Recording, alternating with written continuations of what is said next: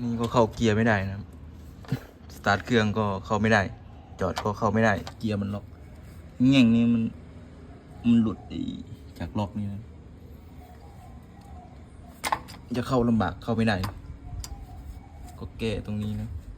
คือมันหลุดจากล็อกตรงนี้มันจะเป็นเงี่ยง2 อันเนี่ยมันจะแข็งเลยครับนี่ก็สตาร์ทเครื่องก็เข้าไม่ได้ จอดก็เข้าไม่ได้ จะล็อกเลยข้างมันโดดข้ามมาตรงนี้ล็อกไว้เข้าไม่ได้นี่เราก็กระเจิบมานะให้มันเจียวบ้างให้มันตรงกันนี่ประมาณนี้ก็เอาตัวนี้ล็อกเข้าไปเรียบร้อยนะ